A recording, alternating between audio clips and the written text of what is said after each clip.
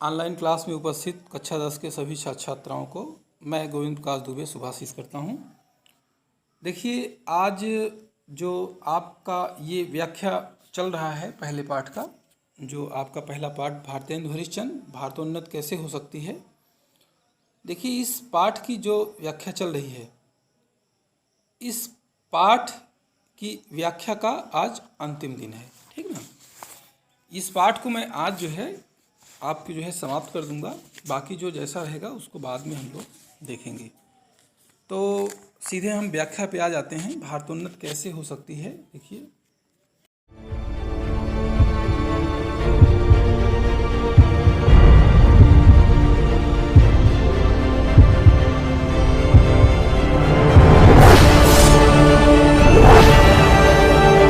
इसमें कुछ टॉपिक आपका जो है बचा हुआ है, ठीक ना।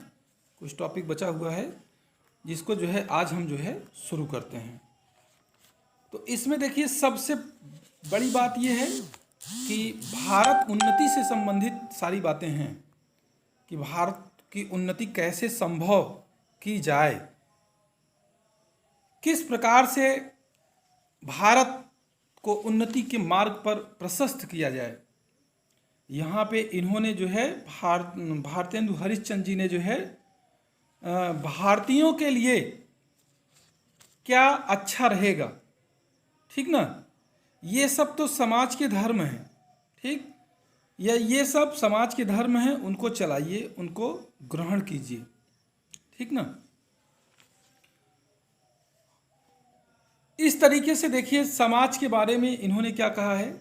जैसे नाना प्रकार के आपस में मिलकर रहिए, ठीक ना। अपने लड़कों को अमेरिका को जा है, इन सब को देखिए, ये जो आपके भारतेंदु हरिश्चंद्र जी हैं, भारतेंदु हरिश्चंद्र जी जो है ददरी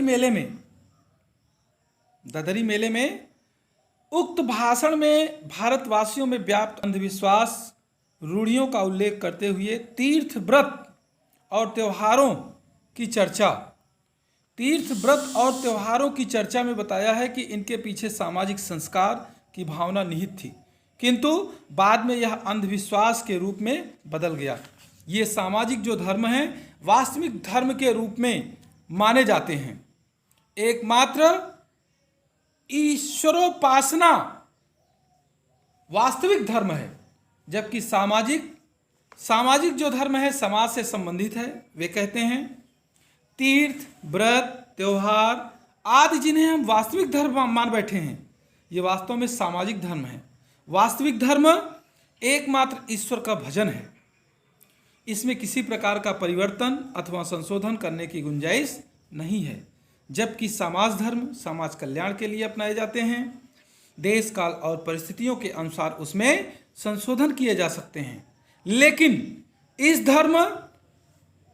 इस समाज धर्म के अगर प्रवर्तक हमारे धर्मात्मा और ऋषिगण हैं, जिन्होंने बहुत ही चिंतन मनन के बाद इस सामाजिक धर्म की स्थापना की थी, किंतु गड़बड़ी बीच के लोगों ने की। उन्होंने अपने पूर्वजों के वास्तविक उद्देश्य को समझे बिना अपने विचारों की प्रमुखता देने के लिए नए नए धर्मों की स्थापना कर नए नए शास्त्रों का निर्माण कर दिया। परिणाम यह हुआ कि सभी जो तिथियां व्रत बन गई और सभी स्थान तीर्थों की महत्ता प्राप्त कर लिए। जिस प्रकार सुविधा देखी उसी प्रकार अपने अनुकूल नियम बना लिए। यही नहीं, यह फल हुआ कि समाज में अनेक अंधविश्वास और कुरीतियों का जन्म हो गया, जिससे ऐसी परिस्थितियों में हमारा कर्तव्य है कि गंभीरता पूर्वक सजग होकर के वास्तविकता को हम पहचानें, सत्य और असत्य की परख करके उसके अनुकूल आचरण कर पूर्वजों द्वारा स्थापित सिद्धांतों की अच्छाइयों और बुराइयों पर भली भांति विचार करें और जो उपयोगी सिद्ध हो उन्हें ग्रहण करें, जो अनुपयोगी हो उन्हें छोड़ दें। बहुत सी लाभदायक बातों का आज का समाज ग्रहण नहीं करता।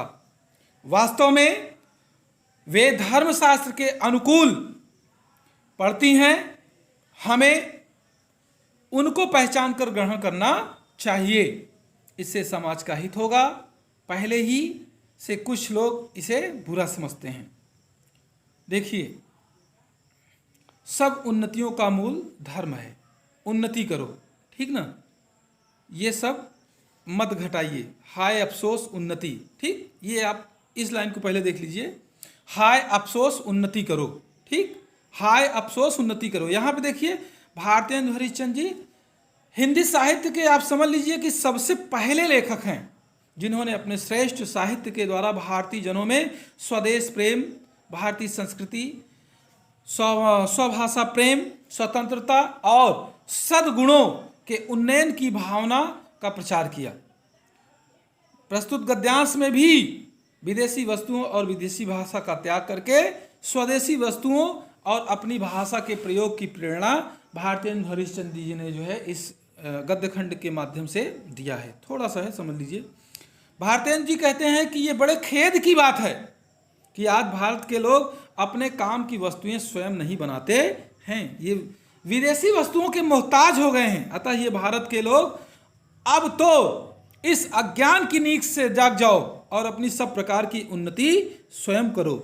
अच्छी पुस्तकें पढ़ो जिससे तुम्हारा कल्याण हो सके। यही नहीं, गंदी पुस्तकें मत पढ़ो। अच्छे खेल खेलो जिनसे तुम्हारा स्वास्थ्य अच्छा बना रहे।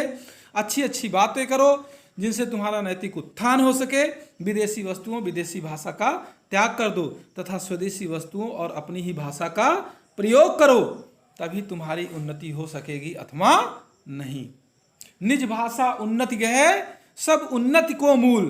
बिनु निज भाषा ज्ञान के मिटे नहीं को सूल। अंत में उन्होंने यही कहा।